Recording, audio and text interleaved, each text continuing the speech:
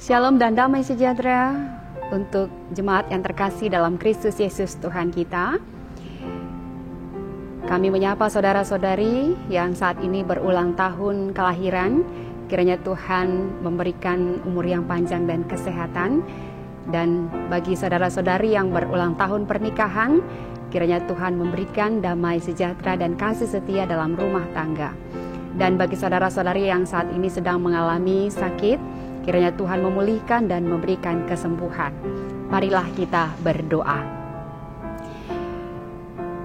Damai sejahtera dari Allah dan kasih setia dari Kristus Yesus dan persekutuan Roh Kudus menyertai kita semuanya. Amin. Pada hari ini, Kamis 22 Mei 2025, nas renungan diambil dari kitab Ayub 10 ayat 12. Beginilah firman Tuhan. Hidup dan kasih setia Kau karuniakan kepadaku, dan pemeliharaanmu menjaga nyawaku. Demikianlah pembacaan firman Tuhan. Apakah maksud Allah dengan penderitaan?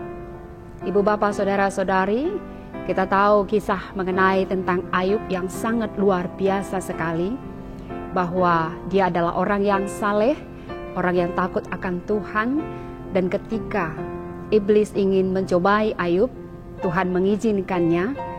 Nah, oleh karena itu, dia banyak kehilangan harta, kehilangan anak, kehilangan orang yang dikasihi, dan bahkan istri dan sahabatnya.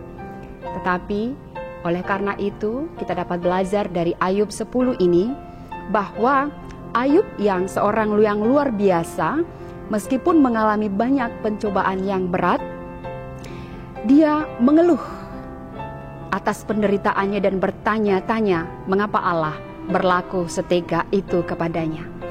Nah, dari kisah perjalanan iman Ayub yang luar biasa ini memberikan banyak pembelajaran bagi kita.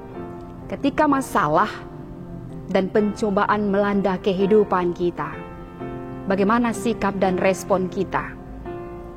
Ayub mengalami kebingungan dan bertanya-tanya tentang semua hal yang dialaminya. Meskipun begitu, ia tetap mengakui pemeliharaan Allah yang selalu menjaga nyawanya. Nah, dalam kehidupan kita juga, kadangkala kita merasa bingung dan khawatir akan kehidupan kita. Di manakah Tuhan? Dalam wujud apakah pemeliharaan Tuhan dalam kehidupan kita? Kalau kita pahami dalam kisah penciptaan, Tuhan menciptakan segala sesuatu di dunia ini, itu adalah bentuk dari pemeliharaan Tuhan atas umat manusia. Umat manusia berkuasa atas segala ciptaan Tuhan. Nah, oleh karena itu, dapat kita pahami bahwa tidak satu pun yang terluput dari kuasa Tuhan. Tapi kadangkala dalam kehidupan kita, pencobaan demi pencobaan terjadi. Kita kadang berpikir, ketika masa-masa sulit datang dalam kehidupan kita dapat berkata, apakah ini nasibku buruk? Apakah aku mengalami kesialan? Dan lain sebagainya yang membuat kita kecewa dan bingung terhadap pemeliharaan Tuhan dalam kehidupan kita. Kadangkala kita melihat bahwa cara kematian seseorang pun berbeda-beda. Ada yang karena sakit penyakit, ada yang meninggal tiba-tiba karena penyakit, ada yang karena kecelakaan. Semua orang tidak tahu itu. Tetapi bukan berarti Tuhan tidak memelihara hidup kita. Karena begitu banyak cobaan dan beban berat kehidupan kita. Nah, pada hari ini kita mau belajar dari kisah Ayub, bahwa Tuhan memelihara hidup Ayub itu karena kasih karunia dari Tuhan. Dia berpikir bahwa Tuhan akan selalu menjaga, melindungi, memelihara Ayub. Bagaimana dengan kehidupan kita, ibu bapak, saudara-saudari, anak muda, pelajar?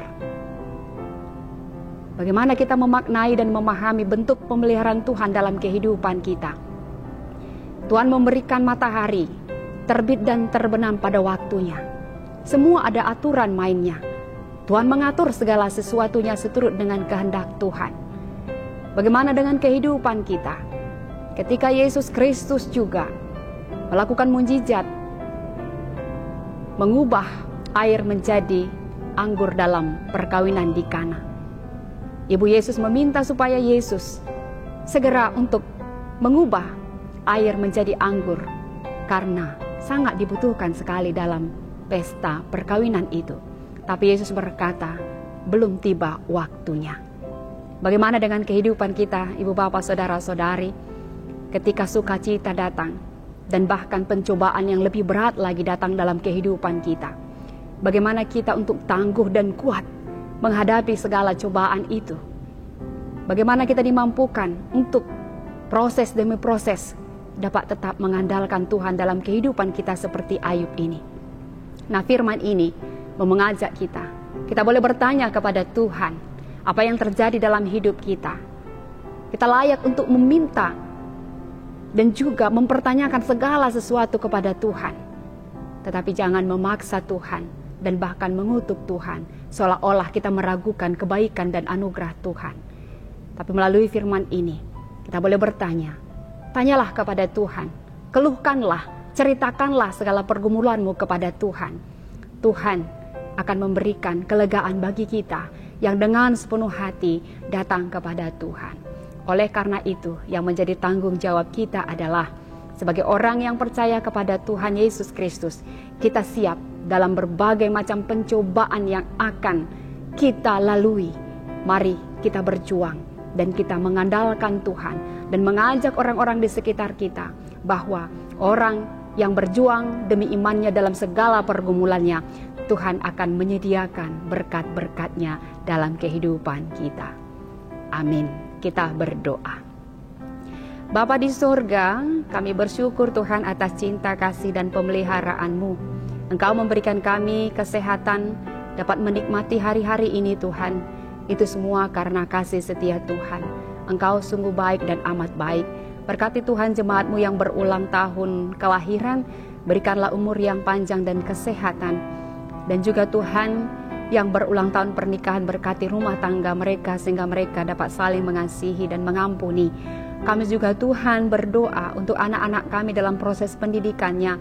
Tuhan berikan hati yang bijaksana, pikiran yang terang, sehingga mereka dapat menjadi anak-anak yang berhasil membanggakan orang tua mereka. Kami juga Tuhan berdoa bagi keluarga yang merindukan keturunan, kiranya Tuhan memberikannya tepat pada waktu Tuhan. Kami juga Tuhan berdoa untuk yang bekerja Tuhan, biarlah Tuhan berikan semangat dan sukacita sehingga mereka memperoleh hasil yang luar biasa dari jerih payah mereka.